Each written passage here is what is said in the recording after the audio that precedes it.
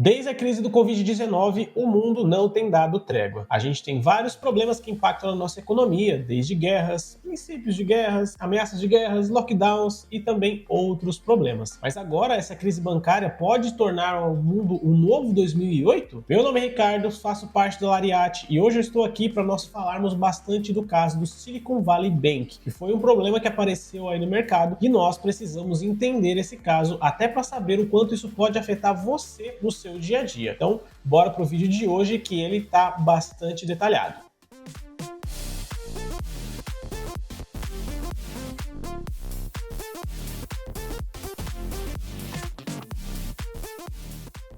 Para a gente entender tudo o que está acontecendo, vamos ir do começo, do contexto, para a gente entender a história toda e não só ficar no achismo e também a par de notícias que não são tão fidedignas assim que a gente vê por aí. Então, começando pelo SVB ou Silicon Valley Bank, que seria o Banco do Vale do Silício. E se você já está acostumado com esse termo, você sabe que essa é uma região bastante próspera lá nos Estados Unidos, principalmente por ela ser um berço de muitas empresas de tecnologia, as famosas startups, que hoje algumas delas já não são empresas tão pequenas assim, né? São empresas gigantescas. E o SVB, ou Silicon Valley Bank, ele é justamente famoso por atender a demanda dessas empresas. Empresas como a gente pode falar aí da Google, da própria Microsoft, Uber e outras grandes empresas de tecnologia, ou empresas menores também. Para a gente ter uma ideia, a própria SVB chegou a fornecer 44% do crédito demandado pelas empresas de tecnologia e também de health tech, que são umas startups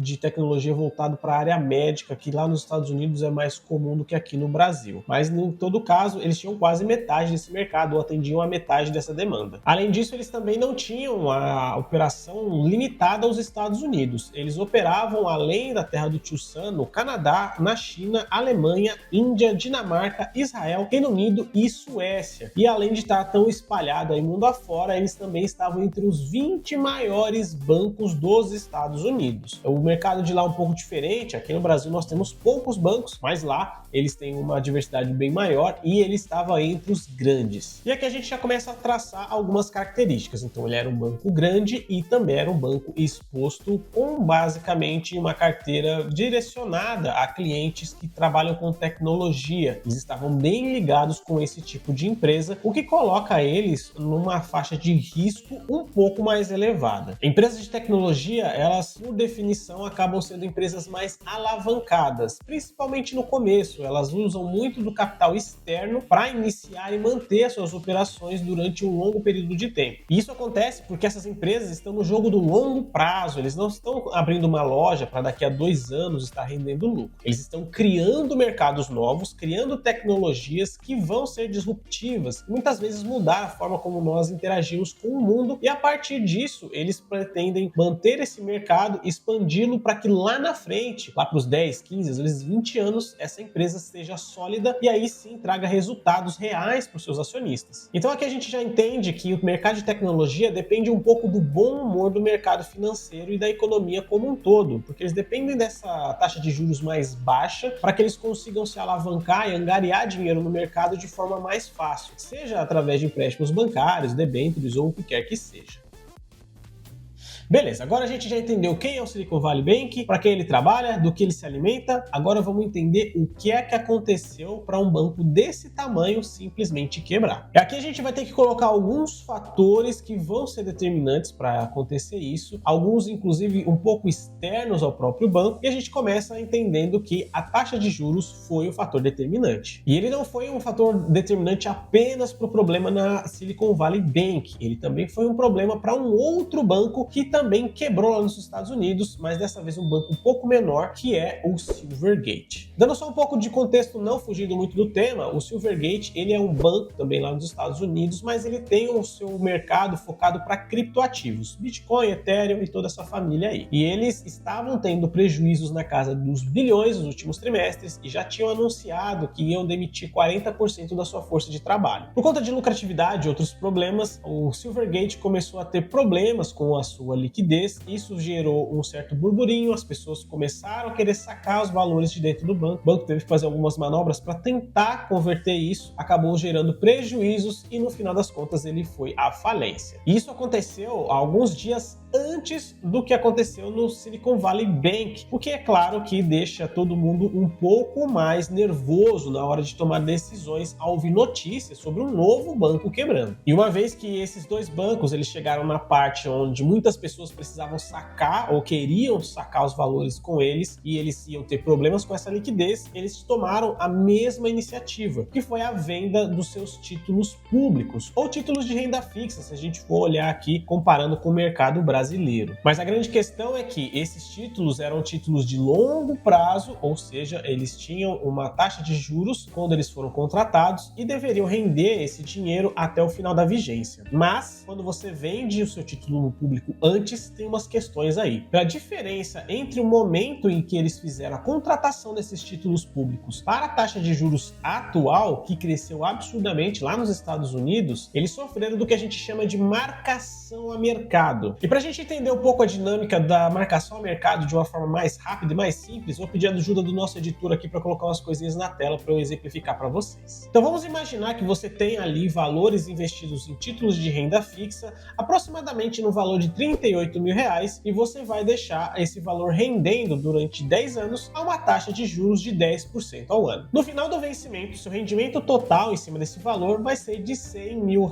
Lembrando que aqui a gente está falando de renda fixa pré-fixada, significa que você tem uma taxa de juros que está sendo atrelada no início da contratação e ela se mantém até o final da vigência. Mas isso é o cenário ideal, onde o mundo é estático e as taxas de juros se mantêm imutáveis. Agora vamos pensar que nós temos algumas alterações na taxa de juros durante esse período. Ela aumenta de 2% a cada ano e ela chega no teto de 20%. Então nós vamos ter ali o segundo ano com 12%, depois 14%, 16%, 18%, chegando a 20% no final. E agora vejam como o valor do seu depósito em dado momento chega a ser menor do que o seu valor inicial aportado. Isso acontece ali no terceiro ano e fica bem fácil da gente enxergar. Mas como é que o banco tira o seu dinheiro que deveria estar ali? Bom, isso acontece porque o banco tem a obrigação de te pagar os 100 mil no final da vigência. Como a taxa de juros real está maior do que a que você contratou, o banco consegue chegar nesse resultado com menos dinheiro. Significa que se você fizer o resgate daquele título naquele momento, ele vai ter um valor menor do que o inicial aportado. E é aqui que acontece a marcação a mercado, quando essas alterações nas taxas de juros vão mudar o valor que você tem aportado naquele título de renda fixa. Lembrando que essa mudança pode acontecer positiva ou negativamente, mas quando a gente tem essa alta na taxa de juros no meio da vigência, o valor tende a ficar menor. Mas lembra que aqui nós estamos falando do meio da vigência. Lá no final vai ser os mesmos 100 mil, você não precisa se preocupar com isso. Mas para quem está fazendo algum tipo de movimentação,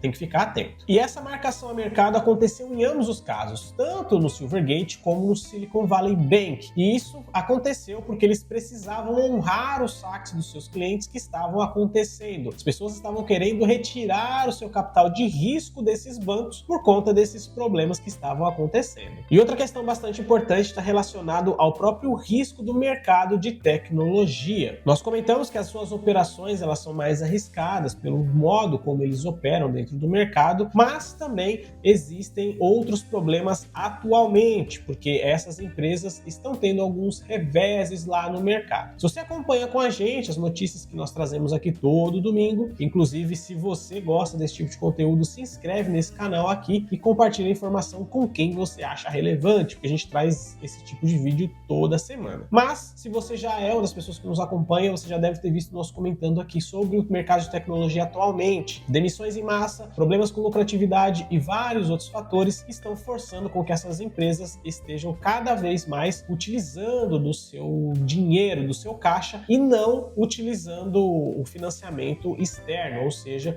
usando dinheiro do mercado. Isso acaba se tornando um fator de risco para o SFB, porque ele está muito exposto a esse cliente de tecnologia, que vai precisar usar das suas reservas para não usar o dinheiro do mercado, porque a taxa de juros está muito alta. Então, isso é mais um problema que eles acabaram encontrando para ter que lidar com essa liquidez. E esses fatores somados foram o que ocasionaram na quebra do banco. E aí a gente tem um grande problema. E vale a gente salientar aqui que o banco ele depende muito da sua credibilidade, porque isso é importante no modelo financeiro que nós trabalhamos atualmente. Então, quando as pessoas começam a desconfiar confiar que o banco vai quebrar. Isso pode gerar um efeito cascata, um efeito dominó, que vai fazer com que cada vez mais pessoas saquem seu dinheiro dos bancos, e isso vai fazer com que o banco tenha que arcar com esse tipo de liquidez, e isso gera um problema real, podendo levar a um banco quebrar, que foi o que aconteceu com o SVB. Então agora a gente já sabe quem é o banco, por que ele quebrou, vamos entender as consequências, quais os riscos reais que isso tem no nosso mercado financeiro e, claro, se isso vai chegar aqui no Brasil. E o primeiro grande risco que nós temos é justamente essa quebra na confiança do sistema bancário, porque ele é imprescindível para que ele continue acontecendo. E para a gente ter uma noção do quanto isso é importante, a gente até brinca que a forma mais fácil de você quebrar um banco é fazer com que pessoas o suficiente acreditem que ele vai quebrar. Se você achar que um banco que você tem o seu dinheiro, ele vai falir ou ele vai quebrar de alguma maneira, a primeira coisa que você vai fazer é querer tirar os seus valores de lá, porque você não quer ficar no prejuízo. E se pessoas o suficiente acreditarem na mesma coisa que você e fizerem essa mesma coisa de sacar o seu dinheiro, o banco não tem como pagar todo mundo. E calma que você não precisa se desesperar, achar que o banco ele tá mentindo para você, que ele não tem dinheiro e tudo é uma mentira, uma ilusão. Relaxa que aqui tem um pouco de